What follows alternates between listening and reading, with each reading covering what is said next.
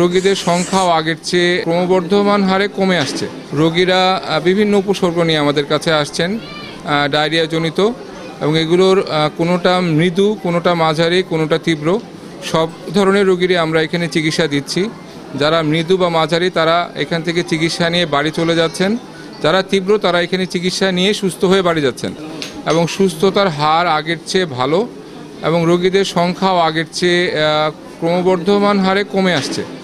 আমরা আমাদের পৌরসভা, আমাদের প্রশাসন, আমাদের সেনাবাহিনী সবার উদ্যোগে আমরা একত্র হয়ে কাজ করছি। আপনারা জেনে খুশি হবেন আমাদের মাঝখানে এখন আইডিসিআর একটা টিম এসেছে। তারা বসুন্ধরা টিস্যু অশুদ্ধতার বিরুদ্ধে এক বিন্দুও ছাড় নয়। ফিল্ড পর্যায়ে সহ রোগীদের বিষয়ে তথ্যপত্র নিয়ে আমাদেরকে একটি কারণ অনুসন্ধান করে জানাবেন বলে আমরা আশা রাখছি।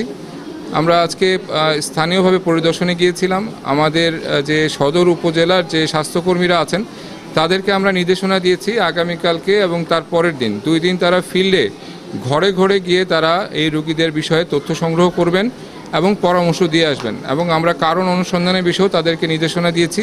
কিন্তু ভর্তিকৃত সংখ্যা 212, কিন্তু রোগীরা কেউ কেউ সুস্থ হয়ে বাড়ি চলে যাচ্ছেন বিধায় এই মুহূর্তে উপস্থিত আছেন 100।